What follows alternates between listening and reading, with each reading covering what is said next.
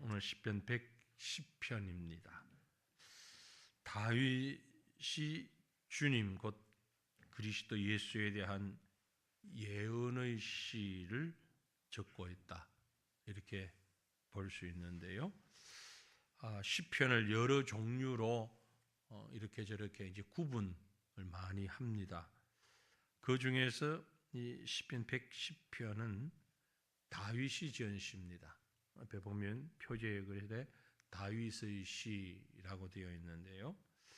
동시에 이 110편은 다윗의 시이면서 또 하나 메시아 예언시다, 그렇게 얘기를 합니다. 이런 종류의 시가 시편 가운데 7편이 있어요. 2편, 16편, 우리가 잘 아는 걸로 22편, 또 24편, 45편, 72편, 그리고 110편, 이렇게 총 7편이 메시아 예언시. 좀 더 정확하게 말하면 예수 그리스도에 대하여서 전체를 할애해서 전체 주제가 바로 그런 메시아를 얘기하는 메시아 예언시다, 그렇게 볼 수 있습니다. 우리가 그 중에 잘 아는 게 이제 22편인데요. 고난 받으시는 메시아, 그죠? 고난의 메시아. 그것을 노래했다면 이 110편은 영원한 왕과 제사장이 되시는 메시아, 왕과 제사장 되시는 그런 메시아로 볼 수 있습니다. 시편 110편의 또 다른 특징은요, 짧잖아요. 7절밖에 안 되는데 그럼에도 불구하고 신약 성경에서 가장 많이 인용한 시편이다. 신약에서 구약을 인용하잖아요. 근데 시편을 인용할 때 신약 성경에서 가장 많이 인용한 시편, 그게 시편 110편입니다. 직간접적으로 약 25번, 7절밖에 안 되는 짧은 시지만 약 25번을 신약에서 이 시편 110편을 인용하고 있다.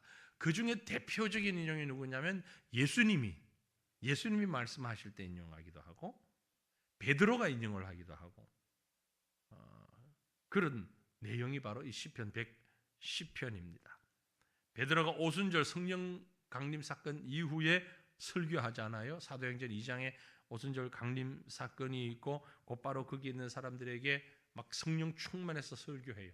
그때 시편 110편을 인용하는 것을 볼 수 있습니다. 그래서 이 시편 110편은 의심의 여지 없이 메시아 시편, 그렇게 얘기할 수 있어요. 다윗의 시이지만 메시아 시편이다. 그런데 다윗이 어떤 상황에서 어떤 경험을 바탕으로 이 시를 지었다라고 말하기는 어렵습니다. 그래서 이 스펄전 목사님, 영국의 유명한 설교가죠, 신학자고요. 스펄전 목사님은 이 시편 110편은 오직 예수 그리스도에 대한 것이며 다윗은 이 시편의 주인공이 아니다, 주제가 아니다, 그런 얘기를 했습니다. 표면적으로는 하나님께서 다윗을 왕으로 세우시겠다고 예언한 그런 시인데요. 또 왕이 된 이후에, 다윗이 왕이 된 이후에 어떤 복을 주실 것이다를 예언하고 있습니다. 하나님께서 다윗을 도우셔서 이방 나라들 가운데 승리하게 하고 이방을 정복하게 하고, 더 나아가서 4절에 보면 멜기세덱의 서열을 따라 멜기세덱을 따라 제사장으로 삼으시고 예배하는 자로 세우실 것을 말씀하고 있죠. 다윗 자신이 메시아에 대해서, 예수님에 대해서 모든 걸 알고 이 시를 적었겠는가? 사실은 그렇지 않습니다. 성령의 감동으로 기록을 했어요. 왕이 있을 것을 기록하고 왕의 권위가 이어질 것을 기록했는데 성령께서 그 마음을 감동시키셔서 그리스도에 대한 시를 쓰게 했다라는 얘기입니다. 그 내용을 우리가 이제 한번 살펴보면요, 크게 두 단락으로 나눌 수가 있습니다. 첫 번째 파트가 1절에서 3절인데 통치자이신 메시아, 모든 것을 다스리시는 메시아를 얘기하고 있죠. 다윗이 이스라엘에서 차지하고 있던 위치는요, 왕입니다. 지금 왕, 이스라엘의 왕이죠. 왕인 다윗이 메시아를 왕으로 노래하고 있다. 아주 참 독특한 부분이죠. 자기 자신의 부족하고 연약하고 그런 모습들을 인정하면서 영원한 왕이신 메시아는 조금도 부족함이 없고 강건하신 분이라는 것을 노래합니다. 1절 한번 보시면은요, 여호와께서 내 주에게 말씀하시기를 내가 네 원수들로 네 발판이 되게 하기까지 너는 내 오른쪽에 앉아 있으라 하셨도다. 다윗이 지은 시라 그랬잖아요. 그러니까 우리가 성경을 보면서 앞뒤를 잘 보셔야 됩니다. 분명히 다윗의 시입니다. 다윗이 지은 시예요. 다윗이 왕이면서 이 시를 적었습니다. 그런데 여호와께서 내 주에게 말씀하셨다. 여호와께서 내 주에게. 여호와는 우리가 이해할 수 있는 대로 하나님입니다. 성부 하나님, 그죠? 창조주, 섭리하시고 다스리시는 하나님. 그러면 내 주의 주는 누구일까요? 내 주는 누구일까요? 내 주는 바로 메시아를 두고 하는 얘기예요. 여호와께서 내 주에게. 그러니까 지금 다윗은 이 시에서 삼위일체가 근거가 된 얘기를 하고 있는 거예요. 삼위일체를 아는 우리에게는 너무나 쉽게 지금 답이 나와요. 성자 예수님이다. 그런데 삼위일체를 알지 못하는, 삼위일체가 이해되지 않는 사람들, 다윗 시대의 사람들, 다윗 시대 사람들에게 있어서 이 내 주가 도대체 누구인가 수수께끼가 되는 거죠. 답이 없어요. 답을. 삼위일체를 이해하지 못하면 이 여호와를 얘기하고서 내 주라고까지 말을 하니까 이 주가 도대체 누구를 얘기하는 것이냐 해석할 수가 없는 거예요. 주는요, 종이 주인을 부를 때 부르는 호칭입니다. 그게 주라는 얘기입니다. 혹은 신하가 임금을 부를 때 사용하는 말이 주라는 말입니다. 그런데 다윗이 임금이란 말이에요. 임금인 다윗이 주라고 부르는 대상이 누구냐 이거죠. 소국 작은 나라에서 대국 큰 나라의 왕을, 다른 나라 왕을, 이 작은 나라의 왕이 다른 나라 왕을 주라고 부른다면 아주 자존심 상하고 아주 이건 잘못된 그런 모습에 치욕적인 모습인 거죠. 지금 그 모습이 아니라면 왕인 다윗이 누구를 보고 주라고 부르느냐 이 말이에요. 바로 주님을 얘기하는 거예요. 우리가 얘기하는 주님, 예수 그리스도예요. 하나님이 아니라서 여호와께서라고 말했잖아요. 여호와께서 내 주에게. 히브리 단어를 보면 히브리어 단어의 주를 아도나이라고 얘기합니다. 아도나이. 하나님의 이름이 많이 있었다는 걸 우리 아시잖아요. 이스라엘 백성들 가운데 하나님의 이름이 엘로힘, 엘샤다이, 엘yon 이런 이름들은 전능하신 창조주의 하나님을 얘기할 때 그렇게 불렀어요. 그러나 예배하는, 경배 드릴 때 이 예배를 받으시는 하나님은 야훼가 바로 여호와라는 말입니다. 여호와라는 이름. 그런데 이 이스라엘 사람들은요, 이 여호와라는 이름이 너무 큰 거예요. 너무 엄청난 거룩한 이름인 거예요. 그래서 감히 이 여호와라는 이름을 사람의 입으로 내뱉어서 말을 할 수 없는 거예요. 옛날에 우리나라도 어른들의 이름이라고 하지도 않죠. 조남, 어른의 존함은 말로 잘 얘기를 못해요. 그죠? 끄집어내지를 못해요. 저희가 어릴 때만 해도 할머님 존함을 잘 몰라요. 어른들이 가르쳐 주질 않았어요. 네. 할머니야 그러지만 그 할머니의 이름을 잘 안 가르쳐 줬단 말이에요. 그리고 할머니의 이름을 얘기하면 아주 버릇없는 사람이에요. 어디 어른들 이름을 얘기를 해요. 부모님 이름도 내 아버님 혹은 어머님 성함이 존함이 어떻게 되냐? 그럼 말을 그대로 못 하잖아요. 자라는 글자를 넣어 가지고, 그죠? 성 다음에 이름 한자 얘기하고 그다음에 자, 그리고 또 한자 얘기하고 자, 이 글자 이런 글자를 씁니다라는 표현이에요. 유대인들이 같이 비슷한 풍습을 많이 가지고 있었는데, 그래서 여호와라는 이름이 너무 숭고한 이름이니까 이걸 사람들이 입 밖으로 내는 걸 아주 상스럽게 생각을 했어요. 상스러운 걸로. 근데 문제는 옛날엔 서기관들이 있었잖아요. 서기관이 뭐 하는 사람입니까? 성경 필사를 하는 사람들이에요. 지금처럼 인쇄가 되어 있지 않으니까 두루마기로 된 성경을 복사를 하려고 그러면 쓰는 수밖에 없어요.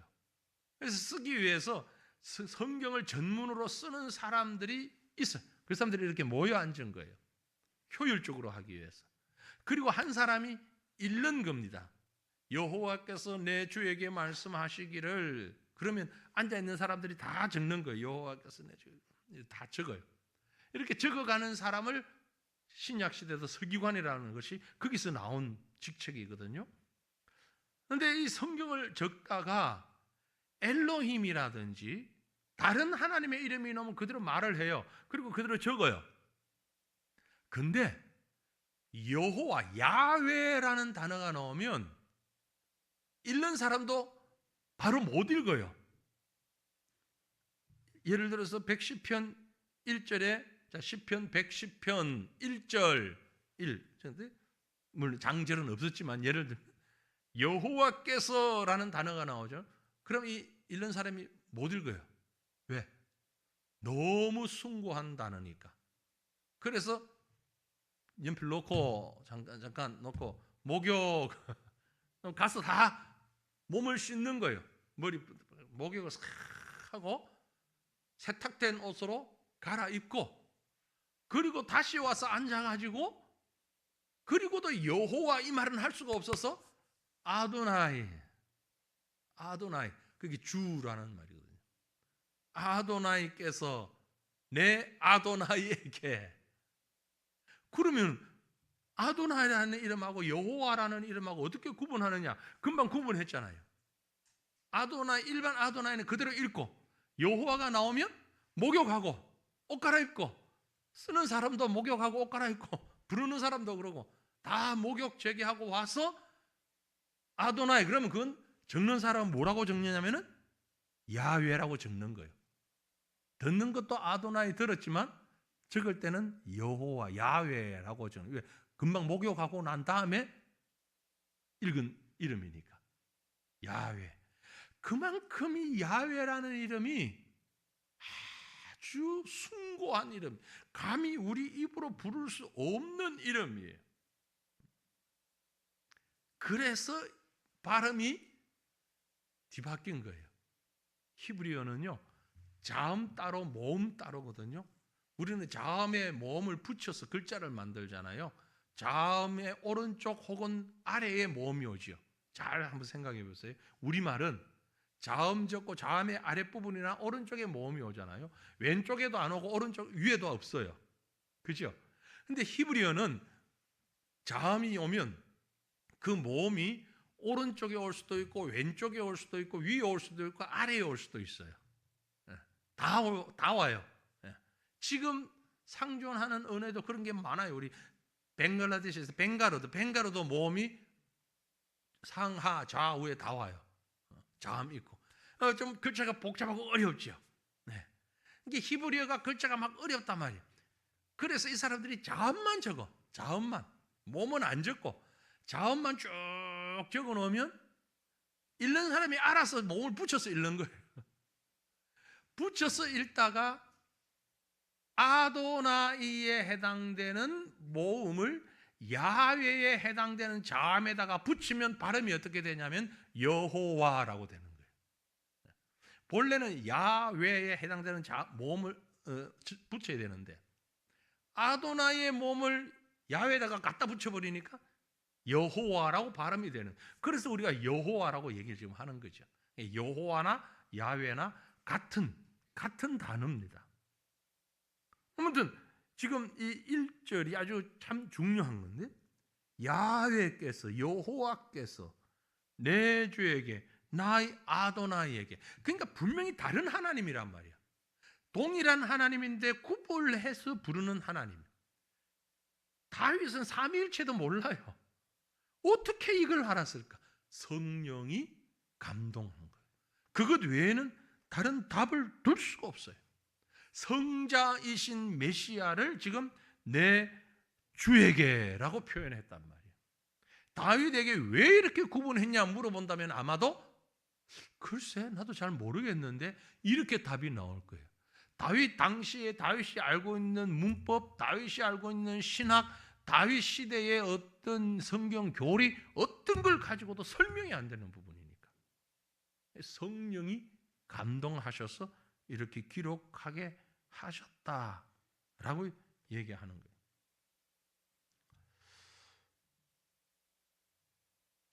다윗이 지었는데 성부와 성자를 구분해서 여호와께서 내 주에게 말씀하시기를, 성부 하나님이 성자 메시아에게 말씀하시기를 이렇게 얘기한 겁니다. 참 놀라운 거예요. 예수님이 십자가 지시기 전에 예루살렘 성전에 계실 때 바리새인들, 사두개인들, 율법사들 이들이 예수님을 고소하기 위해서, 고소거리를 만들기 위해서 아주 자기들이 생각할 때에 난해한 질문들을 예수님에게 했죠. 그렇죠? 예를 들면 어떤 겁니까? 가이사에게 세금을 바치는 것이 옳습니까? 틀립니까? 이런 질문. 아주 난해한 질문이거든요. 또 7 형제가 있는데 그 형수가 첫째 형과 결혼을 했는데 형이 죽고 둘째랑 결혼을 하고 그 둘째도 죽고 셋째랑 이렇게 형제들이 결혼을 해서 마지막까지 결혼을 했는데 그럼 부활 때가 되면은 이 여인은 누구의 아내가 됩니까? 이런 질문. 그들이 생각할 때는 매우 난해한 질문이죠. 율법 중에 가장 큰 계명이 뭡니까? 이런 질문들을 막 쏟아놓습니다. 그런데 예수님은 그게 대해서 답을 다 하시잖아요. 가이사에게 세금 문제라든지 7 형제의 누구 아내 문제 되느냐, 다 답을 하셔요. 다 답을 하신 다음에 이제 예수님이 반대로 질문을 하는데 뭐라고 질문을 하는가 하니까 마태복음 22장 42절 말씀이 그 질문입니다. 너희는 그리스도에 대하여 어떻게 생각하느냐? 누구의 자손이냐? 그리스도가, 메시아가 누구 자손이냐? 예수님이 지금 율법사들에게 여러 난해한 질문을 받고 답을 한 다음에 역으로 질문한 겁니다. 그리스도에 대하여 어떻게 생각하느냐? 누구 자손이냐? 그랬더니 이 율법사들이 대답하기를 다윗의 자손입니다 라고 대답을 하는 거예요. 다윗의 자손입니다 라고 대답한 이유가 뭐냐면은, 물론 이사야서에 이새의 뿌리에서 한 싹이 났어, 그런 표현이 있습니다. 예레미야 선지자도 다윗의 한 의로운 가지를 예언했습니다. 실제로 예수님을 향해서 바리새인들뿐만이 아니고 다른 무리들이 다윗의 자손이라고 얘기를 했죠. 사실 맞잖아요, 다윗의 자손. 그러나 바리새인들이 얘기하는, 또 무리들이 얘기하는 다윗의 자손이라는 말은 바로 메시아를 두고 하는 얘기다라는 얘기입니다. 그런데 이 다윗의 자손, 메시아, 이렇게 일반적으로 그 당시 사람들이 이해를 하고 있는데, 예수님께서 아까 말씀드린 마태복음 22장 여기에서 대답하되 누구냐? 다윗의 자손입니다 라고 대답을 하니까 그 다음에 예수님이 이어서 하시는 말씀이 있습니다. 마태복음 22장 43절 이후에 이르시되 그러면 다윗이 성령에 감동되어 어찌 그리스도를 주라 칭하여 말하되 주께서 내 주께 이르시되 내가 내 원수를 내 발 아래에 둘 때까지 내 우편에 앉아 있으라 하셨도다 하였느냐. 이 말씀이 뭐예요? 금방 우리가 본 110편 1절 말씀이잖아요. 110편 1절 말씀이 그대로 인용하신 거예요. 그 율법사들 바리새인들 앞에서. 그러면 다윗이 성령에 감동되어 어찌 그리스도를 주라 칭하여 말하느냐. 바로 110편 1절에 여호와께서 내 주에게 말씀하시기를, 이 1절에 그대로 인용해 놓으신 거예요. 그 인용을 하면서 성령에 감동되어서 이렇게 말씀했다 라고 얘기하십니다. 그러니까 시편 110편 1절이 다윗이 자기 지식을 가지고 기록한 것이 아니고 성령의 감동으로 기록했다는 것을 누가 증명했냐면은 예수님이 친히 증명하고 있다. 예수님이 친히 이 주는 바로 성령이 감동하여서 이렇게 표현하고 이렇게 쓰게 했다. 아까 제가 처음에 말씀드렸잖아요. 110편이 신약에서 많이 인용되는데 예수님도 인용하고 베드로도 인용하고 25번이나 7절밖에 안 되는 시편을 25번이나 인용했다. 그 중에 대표적인 게 지금 제가 설명드린 이겁니다. 예수님이 인용을 하신 바리새인들 앞에서 그리스도를 주라고 부르면서 나의 주라고 얘기한 것이 바로 메시아지 않느냐. 이게 다윗의 자손이 아니냐라고 말씀하고 있는 겁니다. 이 말에 대해서 바리새인도 율법학자들도 일체 대꾸를 하질 못해요. 실제 다윗의 자손은 많잖아요. 후손이 뭐 수십, 수백 명, 수천 명이 될 텐데 많이 이런 사람 저런 사람 많이 있는데, 그러나 다윗의 자손 그러면 그는 메시아를 두고 하는 말이다. 그래서 다시 이제 시편 110편 1절 다시 봅니다.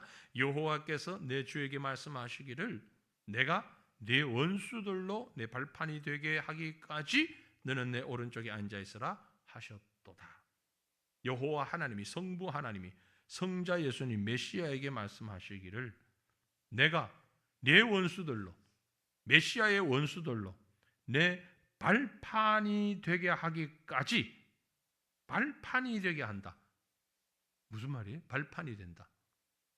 이건 고대의 어떤 문화적인 것을 이해할 필요가 있습니다.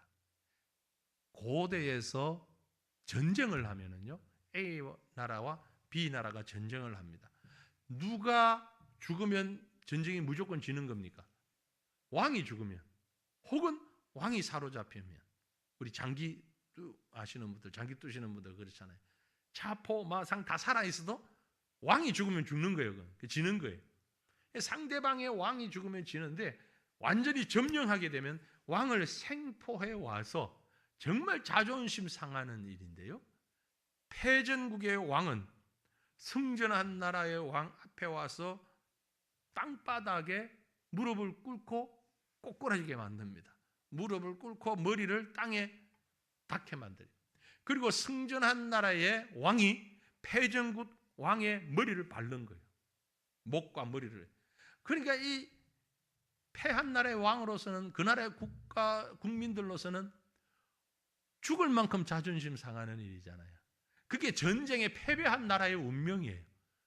전쟁에 이긴 나라는 아주 교만하게 그 임금의, 상대방 임금의 머리를 밟는 거예요.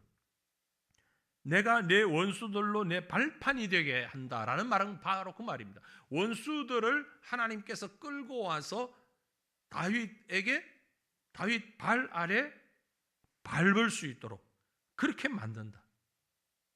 아주 좀 비인간적이고 비인격적인 그런 모습이지만 바로 그 문화를 지금 가지고 얘기하는 겁니다. 하나님께서, 성부 하나님께서 성자 예수님에게 바로 그런 승리를 가져다 주신다. 승리를 가져다 주신다. 그 승리를 하기까지 너는 내 오른쪽에 앉아 있어라. 성부의 오른쪽에 앉아 있는다. 성부의 오른쪽. 여기서 얘기하는 오른쪽은요, 위치를 말하는 게 아닙니다. 능력을 얘기합니다. 하나님의 오른쪽이 어디입니까? 하나님은 오른쪽 왼쪽이 없어요. 왜요? 영이시잖아요.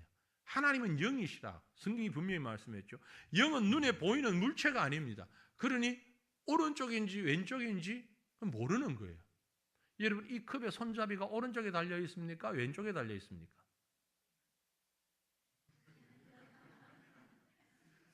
오른손잡이한테는 오른쪽이고 왼손잡이한테는 왼쪽이죠.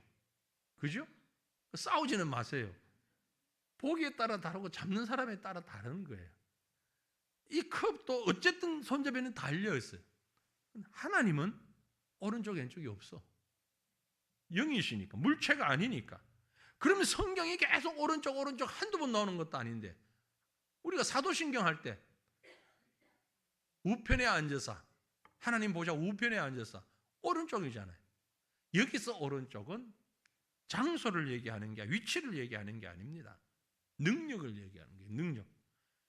우리가 정말 좋아하는 성경 구절 있죠. 모든 사람이 좋아하는 이사야 41장 10절 말씀. 두려워하지 말라.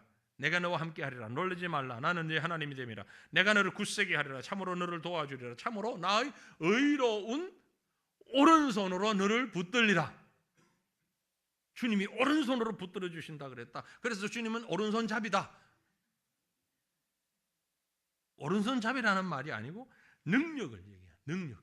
하나님의 능력. 성부의 능력으로 성자를 붙잡아 주셔서 마지막 날에 그 원수들로 발판을 삼으신다. 완벽한 승리를 허락하신다. 완전한 승리를 주신다. 그러니까 이 1절 말씀이 예수님의 초림과 재림까지, 마지막 심판까지를 다 망라한 말씀이다. 이 한 절의 말씀이 얼마나 깊은 의미를 가지고 신학적으로, 영적으로 큰 그런 힘의 말씀을 지금 주고 있는가라는 거죠. 성부와 동일한 능력의 성자가 왕으로 오신다. 자, 그걸 이제 2절에서 이렇게 얘기합니다. 여호와께서 시온에서부터 주의 권능의 규를 내보내시리니 주는 원수들 중에서 다스리소서. 여호와께서, 성부 하나님께서 시온에서부터, 하나님의 보호자에서부터 주의 권능을, 큐리오스, 임금의 권능을, 그 규를 내보내시니, 성자에게 성부의 규라는 것은요, 규가 뭐죠? 지팡이를 얘기하는 거예요. 지팡이.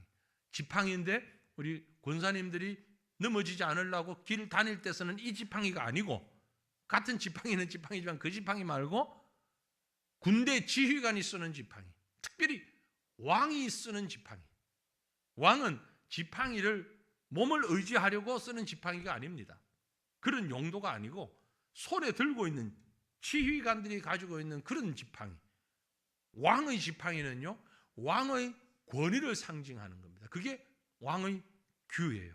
에스더서에 보면 에스더가 아하수에로 왕에게 나아갈 때 왕이 부르기 전에 가면은 안 되잖아요. 왕후라도 왕이 부르기 전에 왕에게 가면 안 되는데, 대신 왕후가 왔을 때 왕이 그 규를, 왕의 지팡이를 이렇게 내밀면 왕이 부른 것과 똑같이 아무 문제 없이 왕에게 나아갈 수 있는 거죠. 그래서 에스더가 금식하며 기도하잖아요.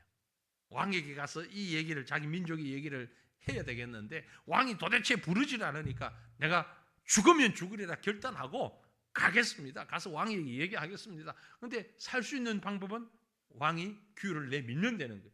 하나님께서 그걸 할 수 있도록 그렇게 해 주실 줄 믿고 나가잖아요. 그런데 에스더가 나갔을 때 왕이, 아하수에로 왕이 규를 들지요. 그 주의 권능의 규를 내보낸다. 내보내시니 누구에게? 주에게. 주는 원수들 중에서 다스리소서.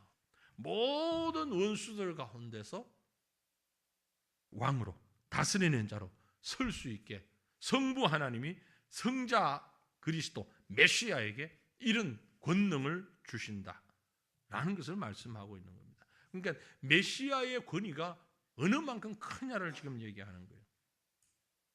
이어서 3절에 보면 그리스도께서 원수들이 지배하는 땅에 오셔서 하나님 나라를 세우실 것을 말씀해요. 주의 권능의 날에 주의 백성이 거룩한 옷을 입고 즐거이 헌신하니 새벽 이슬 같은 주의 청년들이 주께 나오는도다.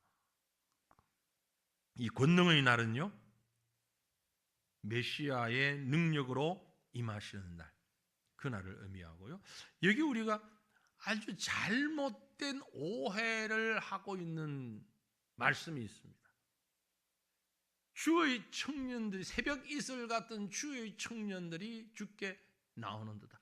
이 말씀을 잘못 오해하니까 청년부 헌신 예배 때 맨날 이 말씀 들고 나온단 말이에요. 근데 이게 청년부 헌신 예배에 맞는 말씀은 전혀 아니에요. 죄송합니다만. 여기 나오는 청년은 누굽니까? 연령적으로 요즘 우리로 표현하면 20대, 그걸 얘기하는 게 아니다 이 말이에요. 20대에 아직 결혼하지 않은 젊은이들을 얘기하는 청년이란 말이 아니에요. 새벽 이슬 같은 주의 청년. 이건 단지 젊은 사람이라는 말의 의미가 아니고, 위에서 말한 주의 백성이 거룩한 옷을 입고 즐거이 헌신한 사람들, 새로운 사람들, 그런 의미로 새벽 이슬 같은 주의 청년이라고 말을 한 거예요. 새벽 이슬은 어떤 겁니까? 새벽 이슬, 한낮에는 풀이 다 말라 있다가, 풀들이 말라 있다가 새벽이 되면 풀잎에 맺히는 물기, 이슬, 그걸 얘기하는 거죠. 이 새벽 이슬은 없는 줄 알았는데 눈앞에 보이는 생겨나는 끈질긴 생명력을 얘기하는 거예요. 죽은 줄 알았는데 봄이 되면 꽃이 피는 나무처럼, 물이 하나도 없는 줄 알았는데 밤이 지나고 새벽이 되고 보니까 풀잎에 송이송이 물이 맺혀 있는 거예요. 야, 물이 있었네. 이 물이 어디서 나온 거예요? 공기 중에 있는 물 수분들이 온도 차로 인해서 생겨나서 그곳에 앉는 것이잖아요. 그게 새벽 이슬. 청년들은 그런 새벽 이슬 같은 청년. 청년들이 어떻다는 말입니까? 끈질긴 생명력이 있는 청년. 다시 말해서 주님의 백성이 되어서, 하나님의 백성 되어서 거룩한 옷을 입음으로 인하여서 그 영적인 생명이 살아난 성도, 나이는, 육체적인 나이는 70일 수도 있고 80일 수도 있어요. 그러나 거룩한 주의 옷을 입고 거룩한 하나님의 백성이 되어가지고 가지는 그 기쁨, 생명력. 예를 들어서 우리 70세가 넘은 분이 그동안 예수를 모르고 있다가 이웃 사람을 통해서 경로당에 가서 친구를 통해서 예수를 소개받았어요. 그리고 예수를 믿기 시작했어요. 예수를 믿고 나니까 너무너무 감격스럽고 감동스러운 거예요. 그래서 주일날 예배에 나와가지고 눈물을 흘리면서 하나님 감사합니다, 나 같은 사람 구원해 주시니 감사합니다 라고 기도하고 있다면, 바로 그 양로원에서, 경로당에서 복음받은 그 사람이 새벽 이슬 같은 주의 청년이란 말이야. 그 얘기를 하는 거예요. 메시아를 통하여서 그 영혼이 새롭게 살아나서 거룩한 말씀의 옷을 입고 하나님의 백성이 되는 사람, 이 거룩한 새벽 이슬 같은 주의 청년들이 주님 앞에 나온다. 성자 메시아 예수 그리스도를 통하여서 그동안에 하나님을 알지 못하던 많은 영혼들이, 유대인뿐만이 아니고 헬라인도, 한국 사람도, 일본 사람도 예수 그리스도를 통해서 그리스도를 믿고 주 앞에 나와서 힘있게 영적 생명력을 발휘하는 사람들, 그들이 새벽 이슬 같은 주의 청년들이에요. 예수 안에서, 복음 안에서 하나님의 백성된 셀 수 없는 많은 사람들, 성자 예수 그리스도 메시아가 이 땅에 오시기 전에는 하나님의 복음을 그렇게 많은 사람들에게 알려지질 못했는데, 지금 예언하고 있는 거예요. 이제 메시아가 오게 되면 상상할 수 없는 많은 사람들이 생명력을 가지고 주님 앞에 엎드릴 것이다. 십자가 아래 이 사실을 얘기하는 거예요. 그래서 새벽 이슬 같은 주의 청년부 헌신 예배 때만 할 수 있는 말씀은 아니죠. 그 얘기가 아니라 이 말. 우리가 성경 해석을 그러니까 전체적인 어떤 말씀 가운데 이 단어가 나왔는가를 보면서 해석을 해야 되는 아주 대표적인 말씀이 바로 이 말씀 그 중에 하나라는 거죠. 그리스도를 통하여서 많은 민족이 구원받게 될 것을 지금 얘기하고 있는 거예요. 그리스도가 아니었다면 어떻게 이런 구원이 이루어질 수 있을까요? 그리스도가 아니었다면 어떻게 우리가 예수를 믿어요?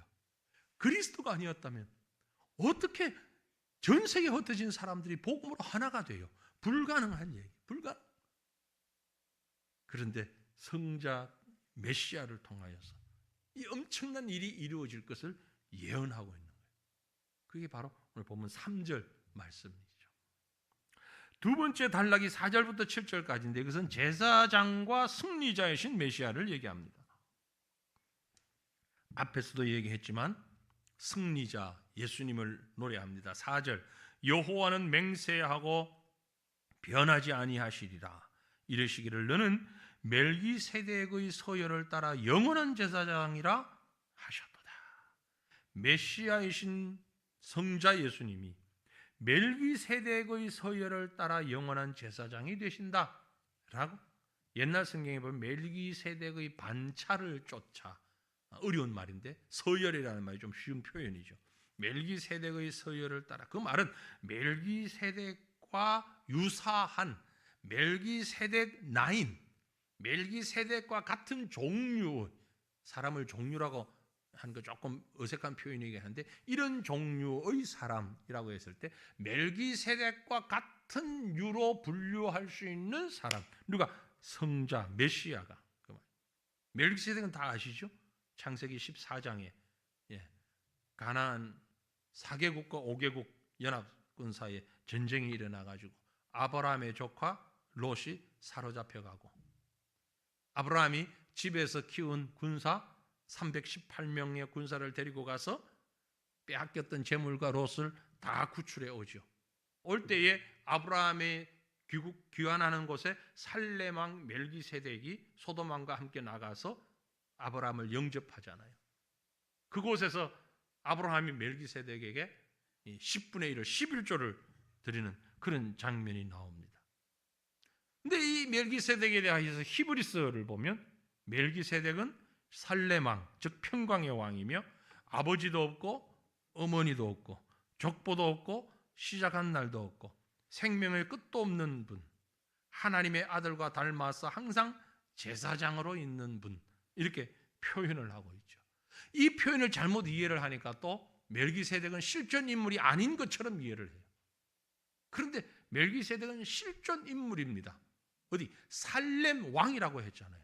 살렘은 그 나라를 얘기하는 거거든요. 소돔 한 나라, 살렘 한 나라 이렇게 4개국 연합과 5개국 연합이 전쟁을 했다 그랬잖아요. 그 하나하나의 성이 나라입니다. 그 중에 하나가 살렘이라는 이름을 가진 나라란 말이에요. 그 나라의 왕이 멜기세덱이란 말이에요. 그러니까 멜기세덱은 실존 인물이죠. 가상의 인물이 아니고. 그런데 히브리서에 시작도 없고 끝도 없다라고 하니까 이건 신비로운 인물을 얘기하는 것이다라고 해석을 잘못할 수 있는데 그건 잘못된 해석입니다. 그게 시작도 없고 끝도 없다라는 얘기는 멜기세덱의 시작에 대한 기록이 없다. 끝에 대한 기록도 없다. 멜기세덱에 대한 또 다른 어떤 기록도 없다. 찾아볼 수가 없다. 이런 의미예요. 멜기세덱이라는 인물 자체는 실존했으나 누구 아들인지 누구 아버지인지 언제 어떤 상황에서 세상을 떠났는지 여기에 대한 기록이 전혀 없다. 그래서 우리가 찾아볼 수가 없다. 알 수가 없다. 이런 의미로 처음도 끝도 시작도 없고 끝도 없다라고 얘기합니다. 그것은 제사장으로서의 멜기세덱을 표현하기 위한 성경의 표현 기법이다라는 거죠. 그리스도는 바로 그런 이 땅의 어떤 혈통을 따라서 난 자가 아니고 하나님께서 보내신 성육신한 자로서 메시아가 임한다. 그래서 이 부분은 동정녀 탄생에 관한 예언이라고 해석할 수도 있는 거예요. 일상적인 모습으로 그리스도가 이 땅에 오시는 것이 아니고 죄 없는 사람, 어느 누구도 이런 형식으로 이 세상에 태어났던 사람은 없어요. 그래서 멜기세덱의 서열, 멜기세덱과 비슷한 종류의 모습으로, 종류로 비슷한 모양으로 이 땅에 오시는 분, 그가 바로 메시아다. 이 얘기를 하고 있는 겁니다. 그래서 영원한 메시아다. 예수님은 십자가에서 죽으셨지만 부활하셨잖아요. 그래서 그 생명이 끝이 없는 거예요. 영원히 이어지는 거예요. 메시아의 십자가의 부활 이후에 영원한 생명성까지를 예언하는 것이 바로 4절 말씀인 거예요. 너는 멜기세덱의 서열을 따라 영원한 제사장이라. 다윗이 쉽게 얘기해서 제정신이 아닌 거예요. 지금 자기가 생각하는, 자기가 가지고 있는 지식 가지고 이런 시를 쓸 수가 없다. 그래서 예수님도, 앞에서 제가 말씀드렸지만 예수님도 이걸 인용하면서 성령에 감동되어서 다윗이 이 시를 썼다라고 얘기하잖아요. 그 순간만큼은 다윗이 자기도 모르는 그런 단어들을 막 적었어. 성령께서 그로 하여금 적게 만들었다.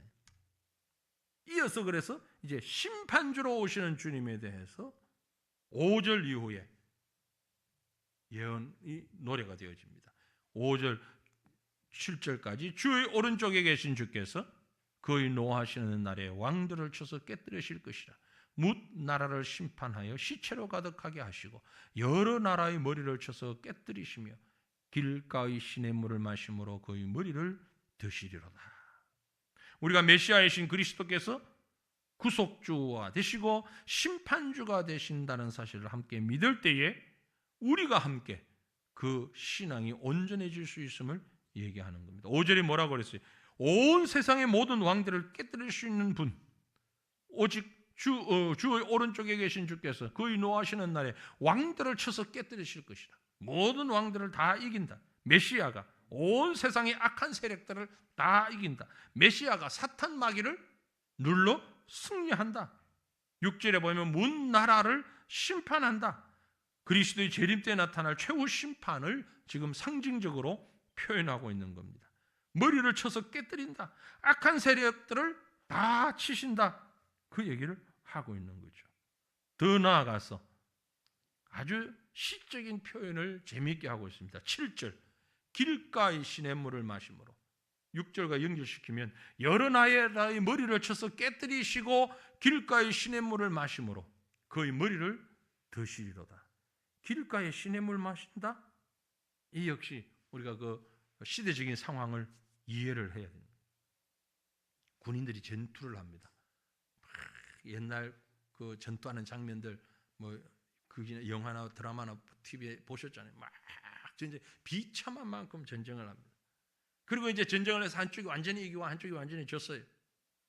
적을 모두 물리친 다음에 승리한 군인들이 기분 좋게 야 우리가 이겼어. 그리고 이제 막 들떠가지고 하다 옆에 시냇물이 탁 퍼서 마시면서 냇물을 퍼서 마시면서 이런저런 얘기를 여유 있게 나누잖아요. 바로 그걸 얘기하는 거예요. 길가의 시냇물을 마심으로 그의 머리를 드시리로다. 이 시냇물을 마신다는 얘기는 전쟁에서 이겨가지고 축배를 드는 것처럼 마른 목을 축이는 그 상황을 지금 표현하고 있는 겁니다. 메시아가, 그리스도가 그 6절 보면 아주 삭막한 상황이잖아요. 문 나라를 심판하여 시체로 가득하게 하시고 여러 나라의 머리를 쳐서 깨뜨리시고 이 악한 세력을 다 이기고 부활을 의미하는 겁니다.